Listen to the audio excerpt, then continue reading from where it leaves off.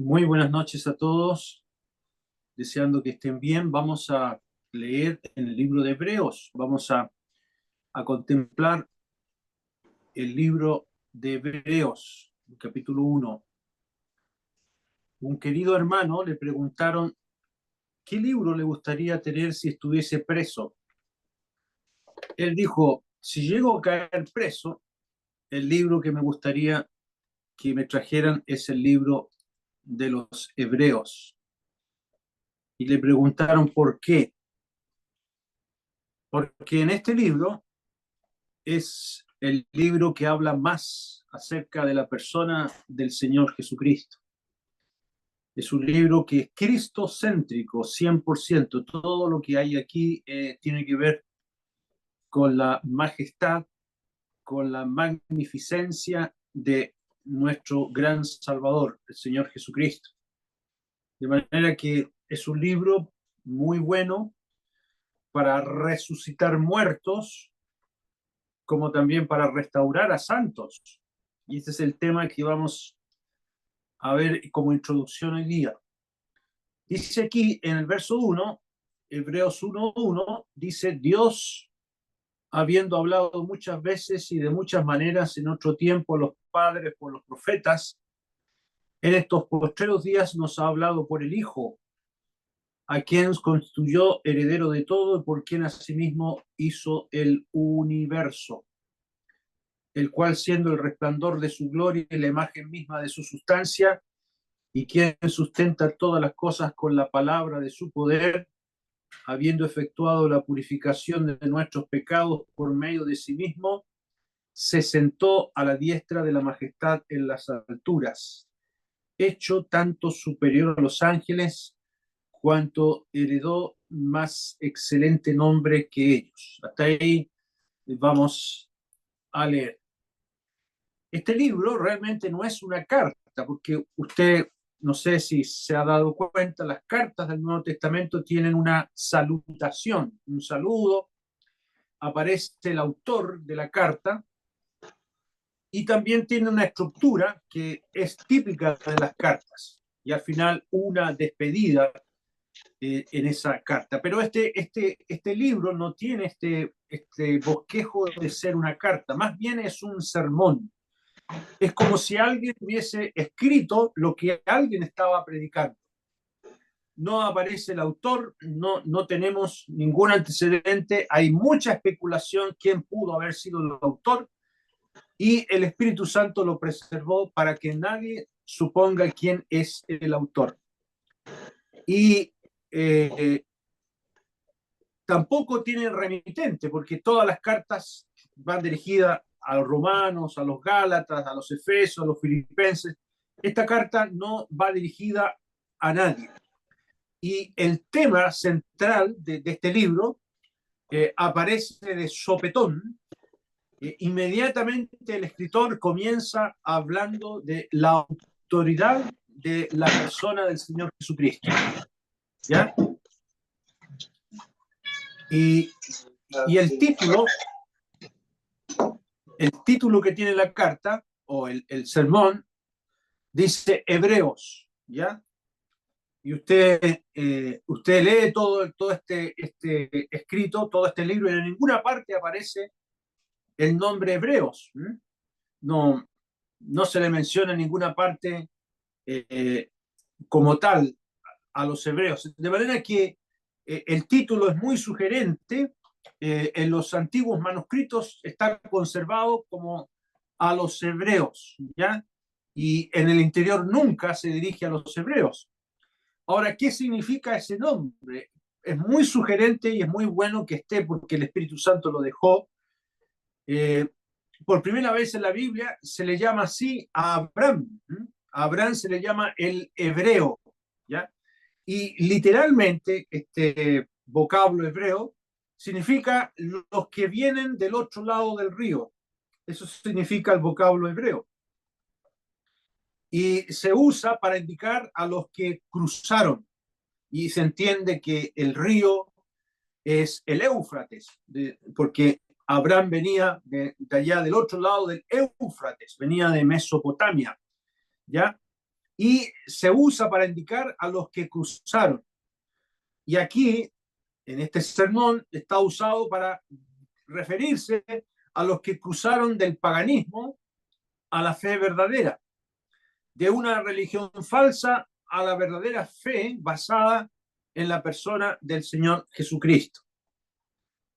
Podríamos decir, del judaísmo a la vida en el espíritu. Hay un cambio. Uno lee la carta o lee el sermón y se da cuenta de que se van haciendo contrastes entre una vida religiosa y una vida basada en la fe en la persona del Señor Jesucristo.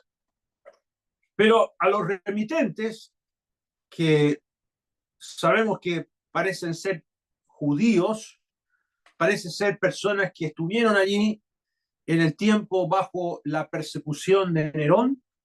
Entendemos que este libro o este sermón fue escrito por ahí por el año 68, 67 al 68, antes de la destrucción del templo, porque el templo fue destruido el año 70, y parece que estos remitentes estaban siendo perseguidos por Nerón. Bueno, el apóstol Pablo había sido ya decapitado, de manera que el autor de este sermón no es el apóstol Pablo.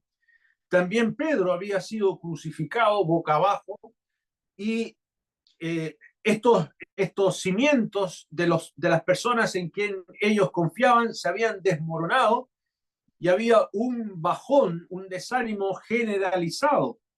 Algunos de ellos se estaban marginando de asistir a las reuniones, como en el capítulo número 10 dice, no dejemos de congregarnos como algunos tienen por costumbre, y realmente estaban siendo perseguidos de una u otra manera.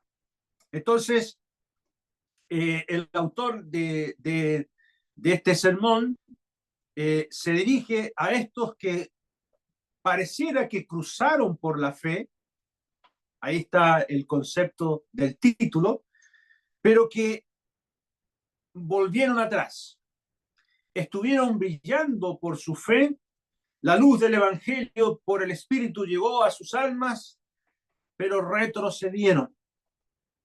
Y en algún sentido, todos los creyentes verdaderos podemos decir que alguna vez también a nosotros nos ha pasado lo mismo, que hemos bajado la guardia, hemos retrocedido, algo ha pasado en nuestra experiencia y ya no estamos congregándonos, ya no estamos siguiendo la cosa que antes era para nosotros valiosa.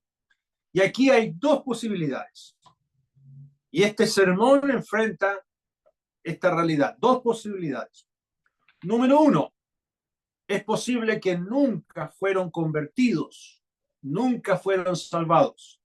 Por eso dice en el capítulo número 6, si ustedes quieren me acompañan, en el capítulo número 6, el Espíritu Santo dice en el verso número 4, dice, porque es imposible que los que una vez fueron iluminados y gustaron del don celestial y fueron hechos partícipes del Espíritu Santo, y asimismo gustaron de la buena palabra de Dios y los poderes del siglo venidero, y recayeron, sean otra vez renovados para arrepentimiento, crucificando de nuevo para sí mismo al Hijo de Dios y exponiéndole a vituperio. Aquí hay un segmento de estos remitentes que recayeron. Y la recaída era tan grave que para poder traerles de nuevo habría que crucificar a Jesús. Y esto realmente es imposible. Y fíjese que dice aquí que fueron iluminados, que gustaron la buena palabra de Dios, incluso que fueron hechos partícipes del Espíritu Santo, o sea, influenciados, atraídos, y estuvieron muy cerca de convertirse, pero no lo hicieron. Estas personas fueron convencidas, pero no convertidas. ¿Ya? La otra posibilidad es que realmente fueron salvados y algo les pasó en su experiencia como hijos de Dios, que retrocedieron y se desanimaron. Y aquí está en el versículo 10 de este mismo capítulo, dice, porque Dios no es injusto para olvidar vuestra obra y el trabajo de amor que habéis mostrado hacia su nombre, habiendo servido a los santos y sirviéndoles aún. Pero deseamos que cada uno de vosotros muestre la misma solicitud hasta el fin para plena certeza de la esperanza. Y aquí parece ser que el autor se está refiriendo a verdaderos creyentes que dejaron de lado el servicio a Dios. Y el autor les recuerda que Dios no es injusto, que no se va a olvidar del trabajo de amor que se ha hecho a su nombre y que han servido al pueblo de Dios y le siguen sirviendo de alguna manera, pero se están deslizando, ¿ya? Y el autor le dice, bueno, pero es necesario mantenerse en esto, mostrando esta solicitud hasta el fin, ¿ya? Y entonces, en el versículo número 12 dice, a fin de que no os hagáis perezosos, sino imitadores de aquellos que por la fe y la paciencia heredan promesas. Entonces el autor les dice, la pereza los alcanzó, los desmoronó, ¿ya? Y entonces ahora el autor de este sermón empieza a mostrar las consecuencias para los verdaderos creyentes de haber abandonado su servicio para el Señor. Lo primero que nos presenta este libro es que en el corazón de las personas que estuvieron sirviendo al Señor y abandonaron su servicio a Él, se produce un endurecimiento. En el capítulo número 3, versículo 12, dice, mirad, hermanos, que no haya en ninguno de vosotros, y aquí está hablando a hermanos verdaderos,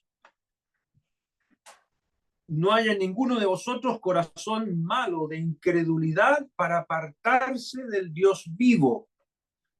Antes, exhortaos los unos a los otros cada día, entre tanto que se dice hoy, para que ninguno de vosotros se endurezca por el engaño del pecado.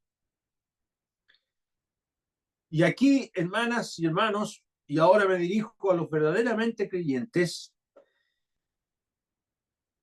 ¿un creyente puede endurecerse?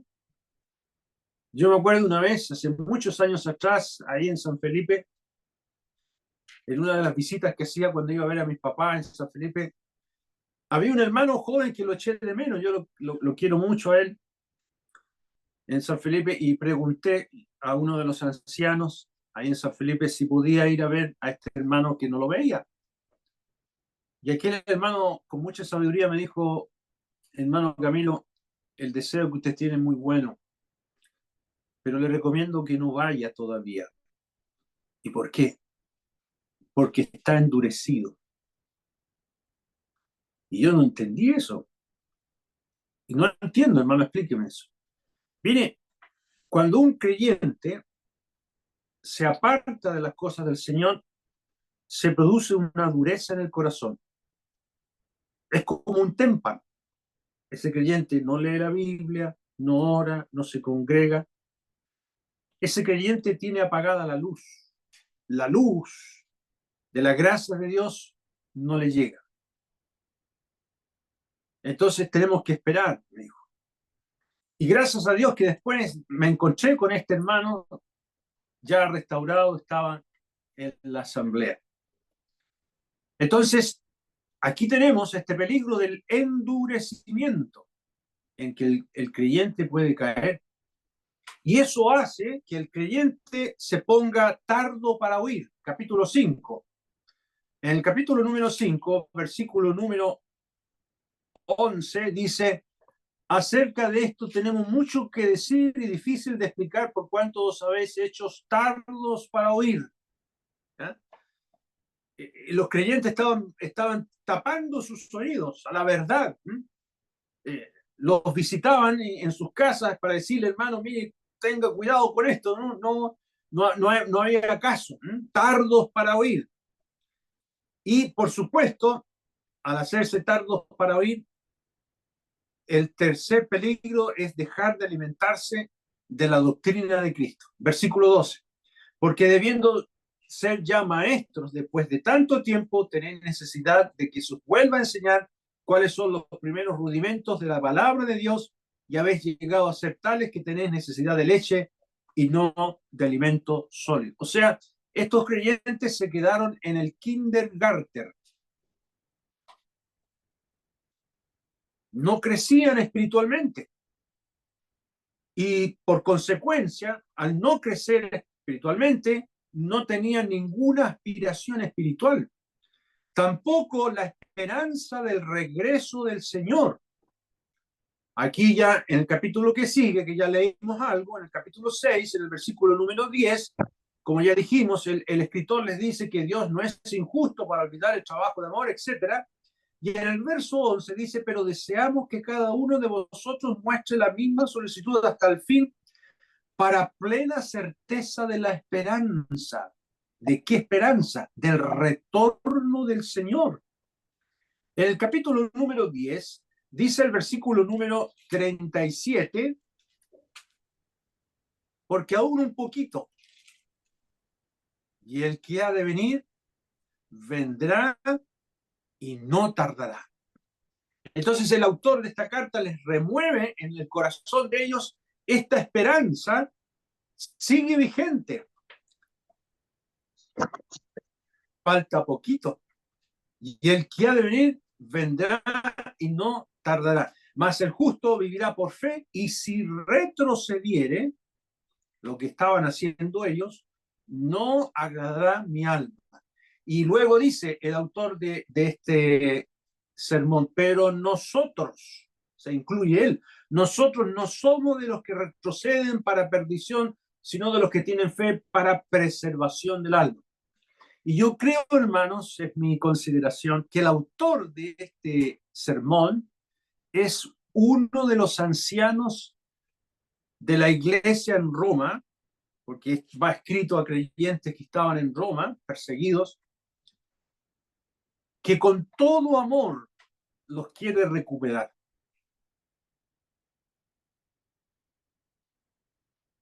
Ellos, como quinta consecuencia, abandonaron el culto, el asistir a reuniones. Capítulo número 10,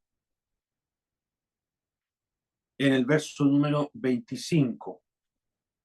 Dice en el verso 25, no dejando de congregarnos como algunos tienen por costumbre, sino exhortándonos y tanto más cuando veis que aquel día se acerca. Empezaron a dejar de lado la asistencia a reuniones, ¿ya? Y desvalorizaron el estar presentes en las reuniones para ser alimentados. ¿Y qué pasaba con ello? En sexto lugar, quedaron propensos a pecar. Versículo 26 del capítulo 10. Porque si pecaremos voluntariamente después de haber recibido el conocimiento de la verdad, ya no queda más sacrificio por los pecados. Se tornaron insensibles, entonces ya pecaron deliberadamente. No tienen freno, tienen sus oídos tapados, tienen su corazón endurecido y les da lo mismo. Y pecan deliberadamente contra el Señor. Y otro peligro, otra consecuencia,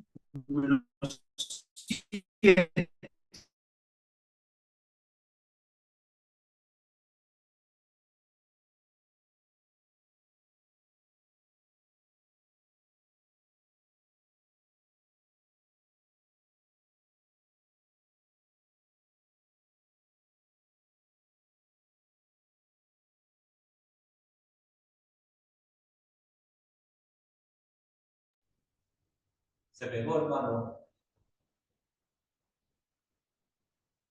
Quedaron influenciados en el capítulo de doctrinas diversas,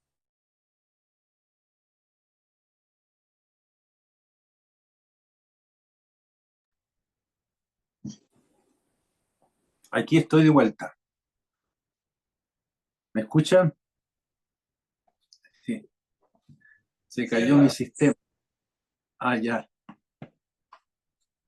Entonces, otra consecuencia muy, muy grave, como les decía. Número 7, influenciados por falsas doctrinas. Un hermano acá en Puerto Montt me contaba de un querido hermano que ayudó mucho en la iglesia al comienzo. Y yo le pregunté, ¿cómo está este hermano? No, me dijo, ¿sabes qué? Se fue con los adventistas. Con los adventistas, le dije, pero sí, él tenía clarita la película de la salvación solo por la fe, no por la ley. Sí, me dijo, ahí está metido con los adventistas. Entonces, y todo comenzó, claro, por empezar a marginarse de reuniones, se le metió en la casa que podía celebrar la cena del Señor en su casa, con su esposa, sus hijos, y empezó con una serie de cosas así, y finalmente terminó contagiado por doctrinas diversas. Número 8. Otra consecuencia es que se torna ese creyente autosuficiente y ya no recibe el consejo de los guías de la iglesia. Capítulo 13, aquí donde estamos, versículo número 7, dice, acordaos de vuestros pastores que os hablaron la palabra de Dios, considerad cuál haya sido el resultado de su conducta, imitad su fe. Y muchas veces me ha tocado vivirlo, los creyentes empiezan a desvalorizar a los guías que tienen. No, es que no saben la Biblia, no, es que no han estudiado, no, y empiezan a desvalorizar a los creyentes y ellos mismos se están endureciendo y alejándose de la humildad y de la sana convivencia. Autosuficiencia. Y todo esto, en resumen, les estaba llevando a la apostasía. A este tipo de verdaderos creyentes se les llama los caídos. Creyentes verdaderos, pero caídos. La persecución que hubo en Roma bajo Nerón, sus familiares también que les decían que no era necesario que siguieran en el mundo judío, todo eso los estaba desmoronando y se estaba produciendo este éxodo de la verdadera fe, ¿ya? Entonces, cuando usted lea este sermón, yo le propongo que lea este sermón de 13 capítulos, va a encontrar 5 advertencias, solemnes advertencias. Yo voy a leer ahora las 2 primeras para que usted las pueda buscar las demás. En el capítulo número 2, versículo número 1, dice en Hebreos 2:1, por tanto, dice, es necesario que con más diligencia atendamos a las cosas que hemos oído, no sea que nos deslicemos. Porque si la palabra dicho por medio de los ángeles fue firme, y toda transgresión y desobediencia recibió justa retribución, ¿cómo escaparemos nosotros si descuidamos una salvación tan grande, la cual habiendo sido anunciada primeramente por el Señor, no fue confirmada por los que oyeron? Y uno lee esta advertencia, esta primera advertencia, y uno queda helado. Oiga, pero esto parece ser dirigido a personas que son inconversas. No, no, no, no. Está dirigido a los dos grupos, a inconversos como a creyentes, a inconversos que estuvieron cerca de convertirse y que gustaron del don celestial, la buena palabra de Dios, pero se deslizaron. Y fíjese que la figura aquí, deslizarse, es tomada de algo muy conocido allí en Palestina y en muchas partes del mundo, Cuando una embarcación llega a muelle, la embarcación se amarra con una soga, en el muelle se le amarra para que con el viento y el movimiento de la ola no se vaya nuevamente para afuera. Tiene que estar bien amarrado. Esa es la idea aquí. No sea que nos deslicemos, no sea que lo que hemos escuchado de Dios no lo tengamos bien aferrado y bien impregnado en nuestra fe. Por eso es necesario que con más diligencia atendamos las cosas que hemos oído. Porque si la palabra dicha por medio de los ángeles fue firme, ¿a qué se refiere, hermanos? Un tema que aparece mucho en este libro, el ministerio de los ángeles. Los ángeles trajeron la ley de Dios y se la entregaron a Moisés. Y los hebreos o los judíos respetaban mucho el ministerio de los ángeles, que en otra oportunidad lo podemos estudiar. Entonces, si esa ley entregada a Moisés por medio de los ángeles fue firme y toda transgresión recibió su justa retribución, ¿cómo escaparemos nosotros si descuidamos una salvación tan grande? ¿Qué le va a escuchar a ese inconverso que nunca quiso convertirse y que estuvo muy cerca de ser salvo? ¿Qué le va a pasar a esa persona que pudiendo haber pasado de muerte a vida no lo quiso hacer? ¿Ya? ¿Qué va a pasar con esas personas? Este libro lo aclara claramente. Dice, ¿cuán mayor castigo pensáis que merecerá el que pisoteare al Hijo de Dios y tuviere por inmunda la sangre del pacto en la cual fue santificado, hiciere afrenta al Espíritu de gracia? Estoy leyendo en Hebreos 10:29. Y fíjese que aquí dice, ¿cuánto mayor castigo pensáis que merecerá el que pisoteare al Hijo de Dios? Porque no recibirlo a él, no creer en su obra, es pisotear su sangre, en la cual fue santificado e hiciera frente al Espíritu de gracia.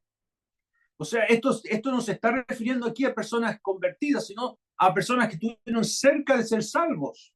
Fueron influenciados por la obra de Jesucristo, el Espíritu Santo actuó en ellos, pero nunca se convirtieron.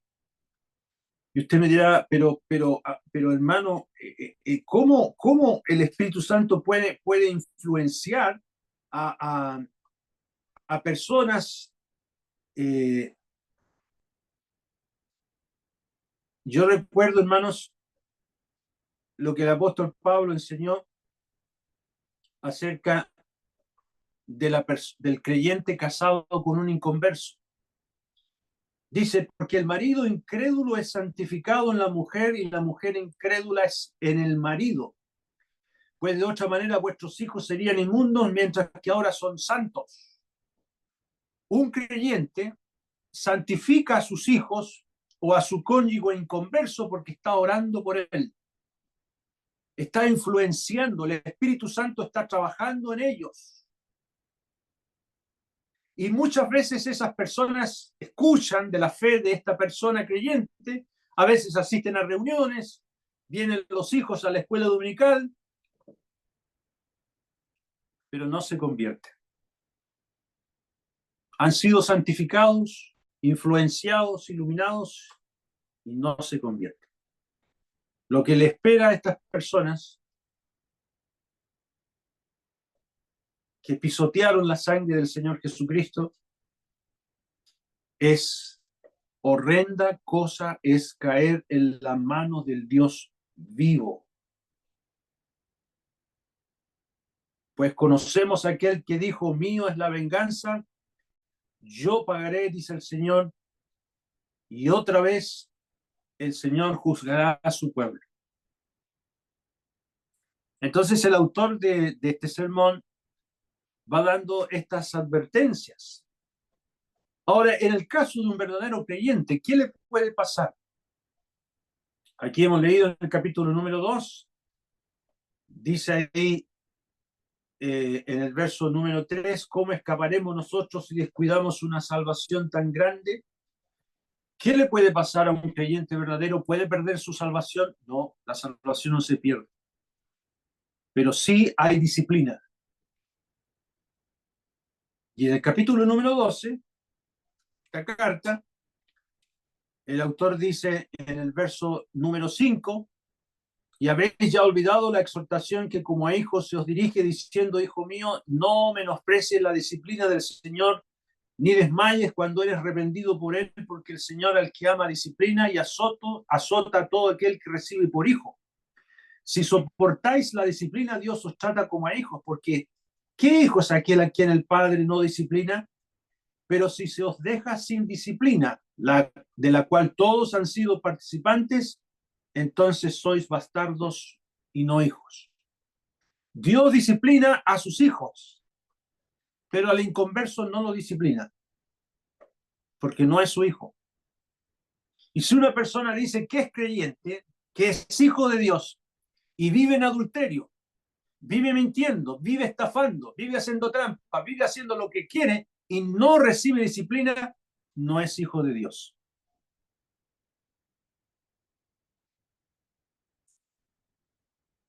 Ahora, la segunda advertencia que hace este sermón, capítulo número 3, en el versículo número 7, dice, por lo cual, como dice el Espíritu Santo, si oyereis hoy su voz, no endurezcáis vuestros corazones, como en la provocación en el día de la tentación en el desierto, donde me tentaron vuestros padres, me probaron y vieron mis obras 40 años, a causa de lo cual me disgusté contra esa generación y dije, siempre andan vagando en sus corazones y no han conocido mis caminos. Por tanto, juré mi ira, no entrarán en mi reposo. Y aquí esta segunda advertencia es tan dura como la primera. ¿Y qué nos enseña esto, queridos amigos? Que Dios es un Dios de amor, pero Dios es un Dios justo, que no permite que se juegue con su palabra. Esta generación a la cual alude aquí el capítulo número 3, esta generación que siempre andan vagando en su corazón y que no conocieron sus caminos, eran inconversos. Y Dios los cortó a todos en el desierto. Ninguno de ellos entró a la tierra prometida. No entraron en el reposo de Dios, que les tenía preparado en la tierra prometida, en el reposo de Josué. Y el capítulo 4 dice, pero queda un reposo para el pueblo de Dios. ¿Cuál es ese reposo para el pueblo de Dios? La herencia que Dios tiene preparado para todos los creyentes. Si nosotros permanecemos fieles, entonces para el creyente también esta advertencia es muy solemne, porque Dios no nos permitirá disfrutar de todo lo que Él tiene, aun cuando seamos salvos. Muchos creyentes, cuando lleguen a la presencia del Señor, se van a encontrar con la sorpresa de que solamente están en el cielo, pero no están como los otros fieles sirviendo cerca del Señor. El Señor promete usar a sus fieles, como lo advierte el libro de Apocalipsis, cuando dice, al que venciere y guardare mis obras hasta el fin, yo le daré autoridad sobre las naciones y las regirá con vara de hierro y serán quebradas como vasos de alfarero, como yo también lo he recibido de mi Padre, y le daré la estrella de la mañana, etcétera, etcétera. Esas son promesas para el vencedor. ¿Y qué va a pasar con otros creyentes que insisten en que son creyentes, pero están endurecidos?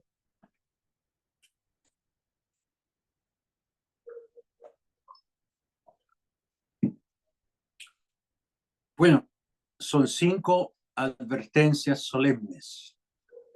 Las otras aparecen en el capítulo 3, capítulo 5, del verso 11 al capítulo 6, verso 12, la cuarta del capítulo 10, versículo 26 al 39, y la quinta, el capítulo 12, versículo 15 al 29.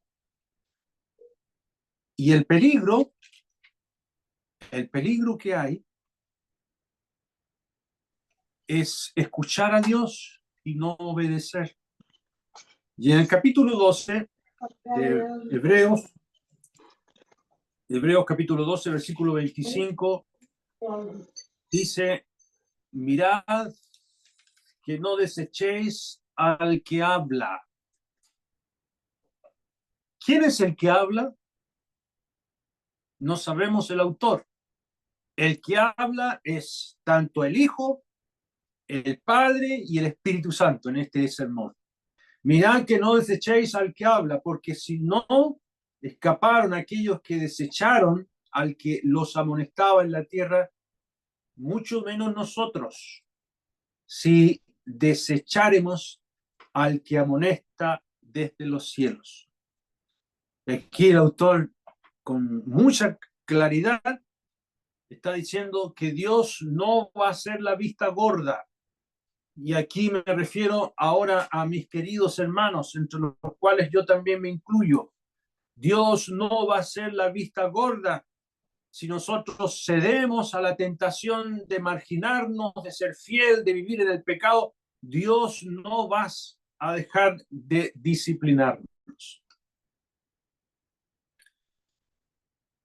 Ahora vuelvo a insistir, uno lee estas advertencias y uno podría pensar que la salvación se pierde. No, la salvación no se pierde. Pero el corazón se endurece. La indiferencia y la apatía aparecen. Se atrofian los sentidos espirituales y se puede vivir en una anestesia pensando que no pasa nada. Pero van a haber consecuencias, tanto en esta vida como en el futuro. Ahora, ¿cómo ayudar? ¿Cómo ayudar a estos caídos?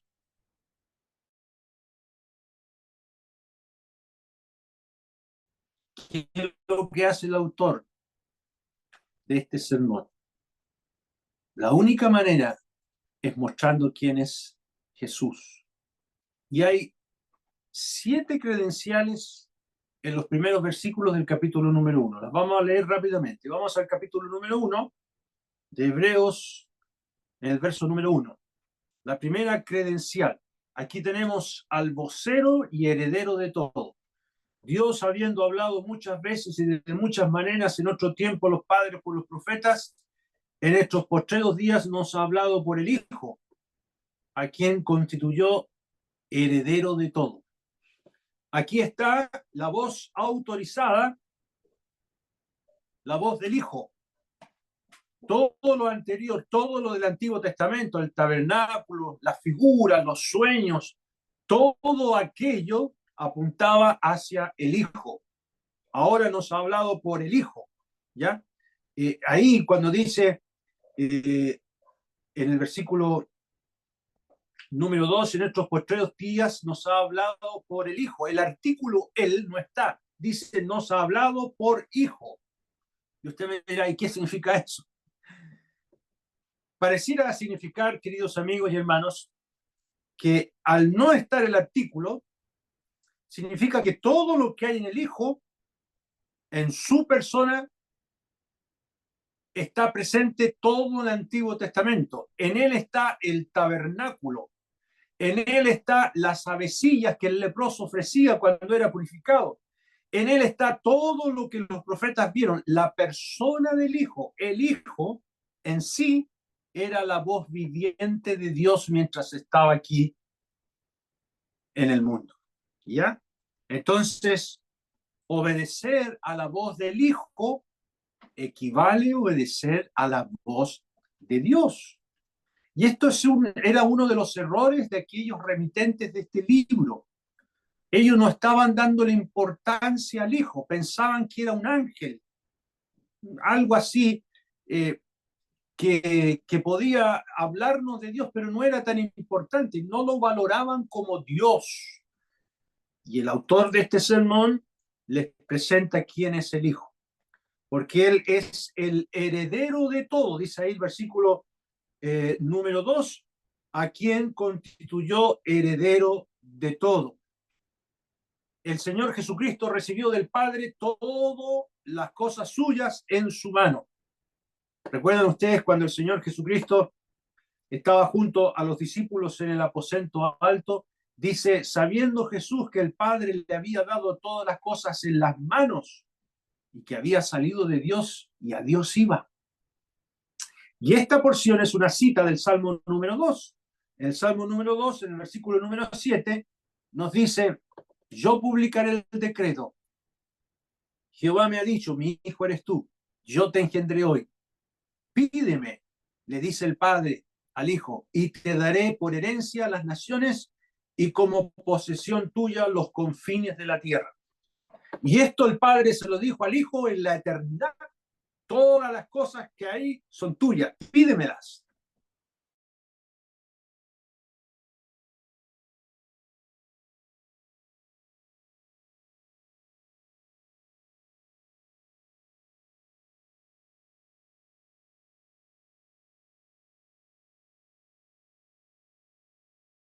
Él es el heredero de todo, pero él nunca usó el versículo, quien a sí mismo hizo el universo. Aquí tenemos que él es el creador de todo. La mejor traducción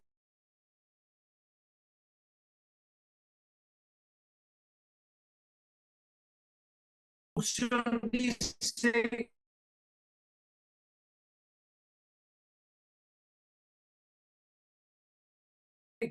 que hizo las edades, él hizo las edades, todas las épocas, ¿ah? Todo lo que ha pasado sobre el mundo hasta hoy ha sido originado por el Hijo. Así que no tenga miedo al tiempo, a la edad que le tocó a usted vivir. Todo está bajo el control del Hijo. En tercer lugar, en el versículo número 3, el cual siendo el resplandor de su gloria.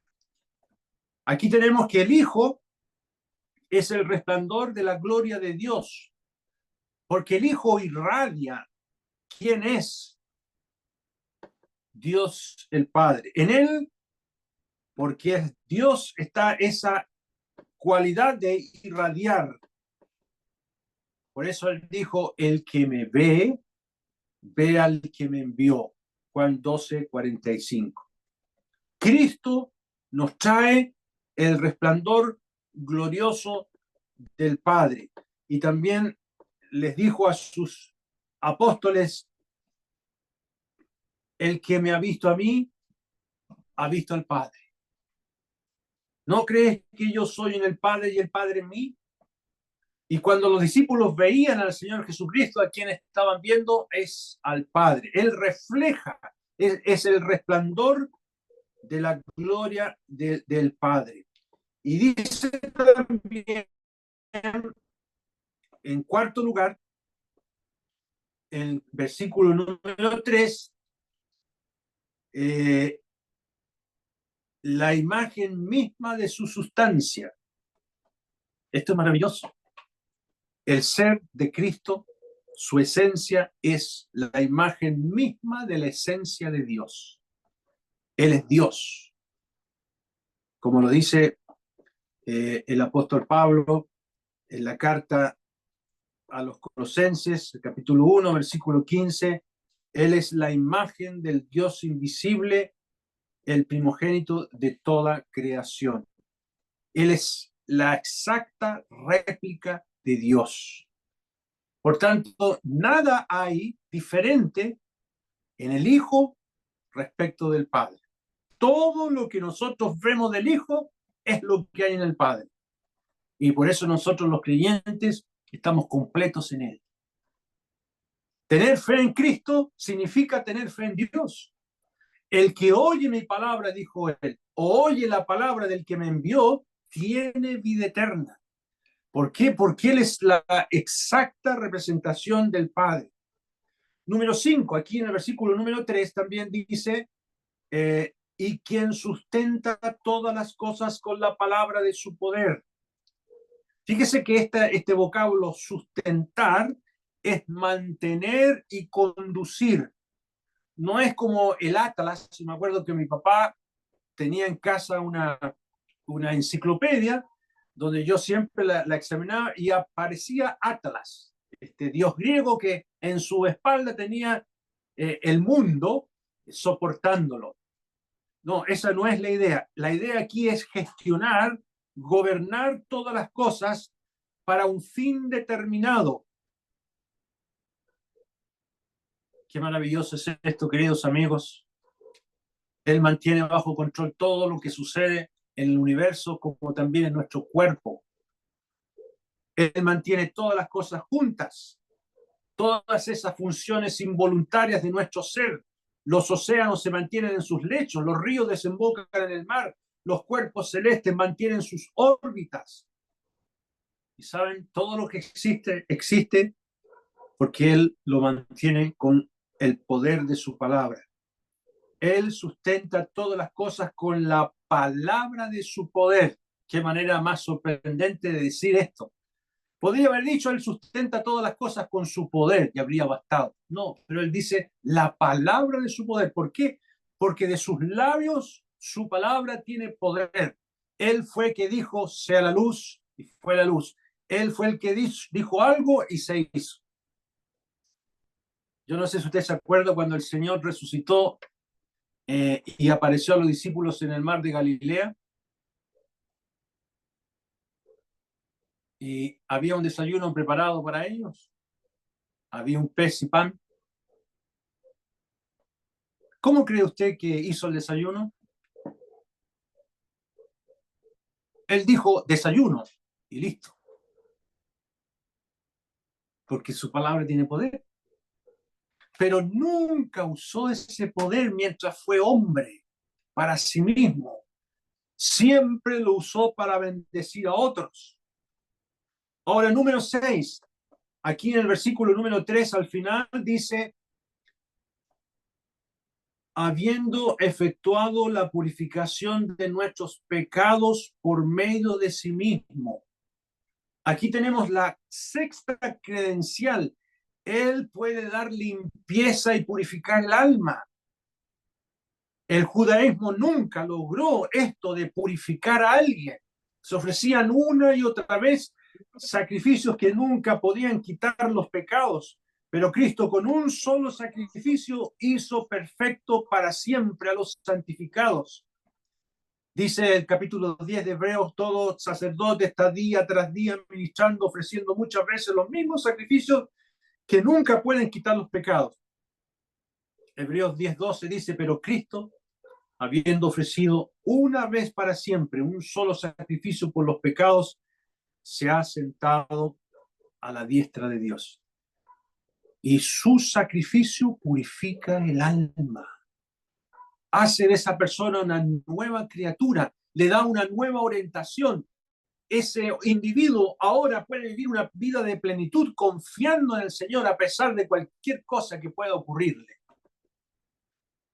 Ahora, la séptima credencial también aquí en el versículo número 3 al final dice, se sentó a la diestra de la majestad en las alturas. Aquí tenemos el triunfo final del Hijo de Dios. Él comparte el trono de Dios y lo hace en vista de su triunfo al entregarse para purificar nuestros pecados. Lo hace después de su muerte y resurrección, pero nunca antes usó su derecho. Era derecho suyo tomar posesión de todo, pero no lo quiso hacer. ¿Y por qué no lo quiso hacer? Porque él siempre buscó la gloria del Padre. Y una vez que quita el pecado del medio, él se sienta a la diestra de Dios. Y ese es el tema de esta carta. El tema de este sermón, perdón, más que carta es un sermón, es que Cristo ha triunfado y se sentó a la diestra de Dios. capítulo número 8, y con esto termino. En el versículo número 1 dice: ahora bien, el punto principal, el tema de todo este sermón, de lo que venimos diciendo, es que tenemos tal sumo sacerdote, el cual se sentó a la diestra del trono de la majestad en los cielos. ¿Y por qué este es el tema central? Porque un creyente verdadero tiene un sumo sacerdote misericordioso que puede compadecerse de él en todas sus circunstancias y debilidades y frustraciones y temores y enfermedades. Él fue hombre, él fue tentado en todo, pero sin pecado. Él puede socorrer y salvar eternamente. Así que no tenemos ninguna razón para retroceder, sino mantenernos firmes, mirándole a él sentado a la diestra del Padre. Ahora, el autor dice: ninguno de los ángeles ha logrado todo esto. El autor hace énfasis en esto. Volvamos al capítulo 1, versículo número 4. Dice: hecho tanto superior a los hombres que ellos. Porque parece ser que estos remitentes pensaban que Jesús era un ángel. Y él les dice: no, él es Dios, el Señor que ha triunfado. Muy bien, vamos a dejar hasta aquí. Vamos a terminar con una oración al Señor. Padre Santo, gracias te damos por quien es tu Hijo. Gracias por su grandeza sin igual. Gracias, nuestro Dios, que Él sustenta todas las cosas con la palabra de su poder y nosotros podemos refugiarnos en Él. Gracias que Él nunca cambiará su trato para con quienes hemos creído. Pero te pedimos, Padre, por aquellos que todavía no han creído, que se mantienen lejos de ti, que habiendo escuchado tu palabra se han marginado. Oh Padre, ten misericordia de ellos. Oh Padre, queremos encomendarnos a ti, agradecidos en el precioso nombre del Señor Jesucristo. Amén. Amén.